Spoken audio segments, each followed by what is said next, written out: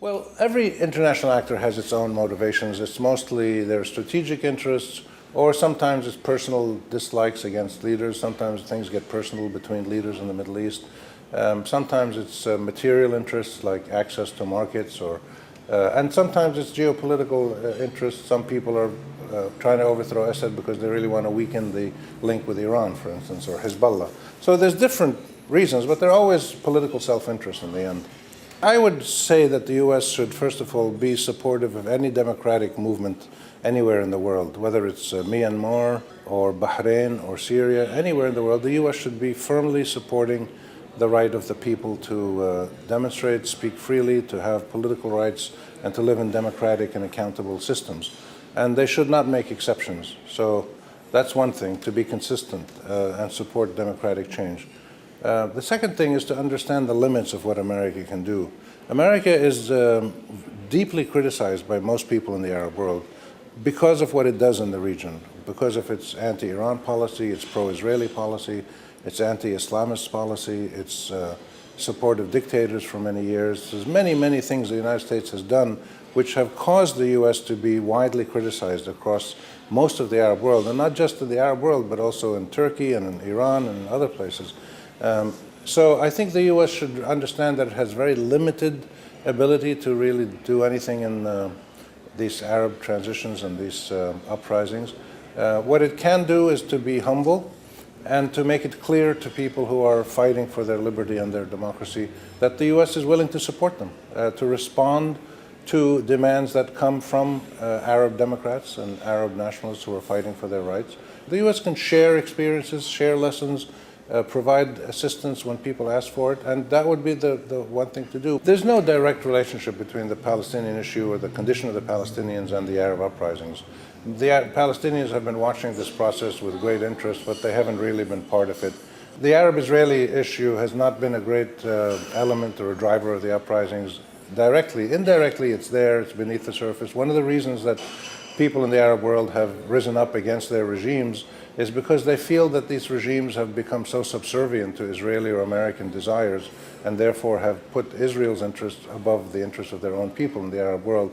And that sentiment is clearly there, but it hasn't really come to the surface very much. So the Arab-Israeli issue is one that I think will reemerge once you get more democratic Arab systems. Hopefully government policies will reflect public opinion. Public opinion in the Arab world is very critical of Israel because of Israel's colonization and occupation and annexation and mass arrests and murder and assassinations, etc., etc. So all the terrible things that Israel has been doing in the eyes of the Arab world are a reason to be critical of it, and this criticism will be reflected in more, I think, vigorous Arab political positions vis-a-vis Israel in the years ahead. I think this is one of the situations where the Israeli position has not been very important for Washington. Usually, Israel more or less dictates the American position on issues related, say, to Arab-Israeli things or Iran. But in this case, the Israelis have been confused and perplexed. They don't really know what to do. They can't figure out what is the appropriate response. They can't seem to decide if democracy is good for the Arabs or bad for the Arabs, and if it's good for Israel or bad for Israel. So I think they've been watching this with some confusion. But in the final analysis, I think the Israelis should understand that, they've been saying for years we're the only democracy in the Middle East. Presumably democracy is a good thing. Therefore, democracy for the Arabs should be a good thing too, and I think it is. And therefore, the Israelis at some point should, get off the fence and stop being hypocrites and just say that we support democratic Arab systems because democracies can solve their problem peacefully rather than through war. Egypt definitely will reclaim its important, if not leading position on the Arab stage, that's for sure, on the Middle Eastern stage as a whole. We've already seen hints of this with Israeli-Egyptian relations, with Iranian-Egyptian relations. There's been little signs here and there that the Egyptian government is not going to be acquiescent to Israeli or American demands as it had been in the past.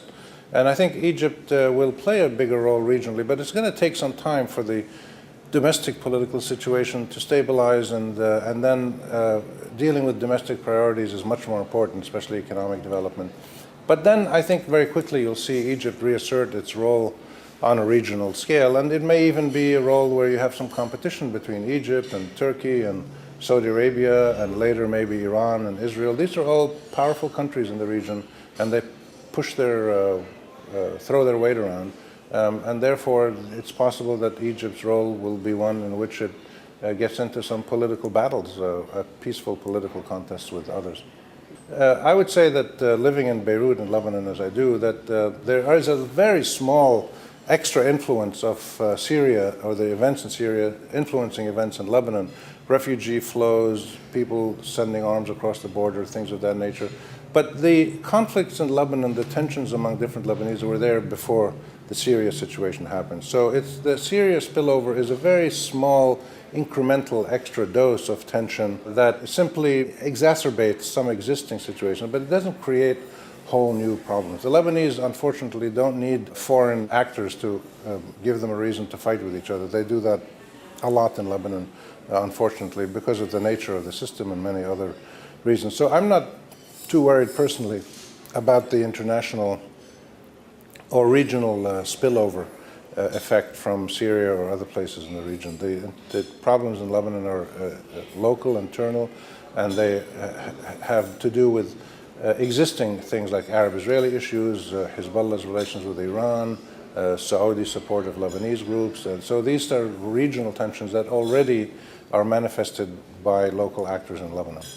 You've had regimes that have been run by tyrants for 40 to 60 years. You've had the Egyptian military running Egypt, actually running it into the ground for 60 years. You've had 42 years of Assad family rule in Syria. These systems are not ones that change quickly and easily within a span of a few months.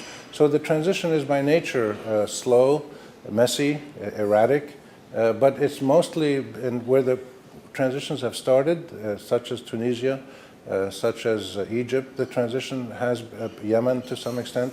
They've been largely peaceful and run according to democratic contestation rules. So I'm very hopeful. I think this is about as good as we can expect. We shouldn't expect instant democracy.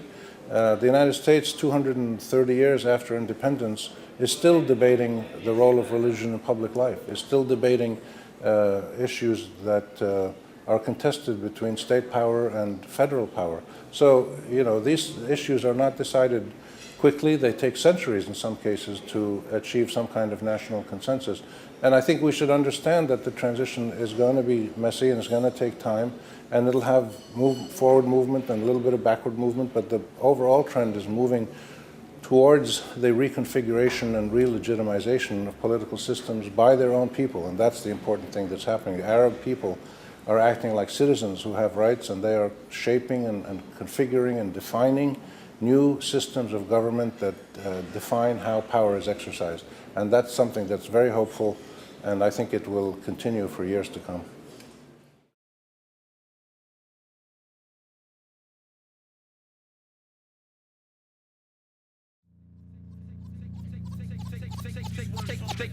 Take these words home and think.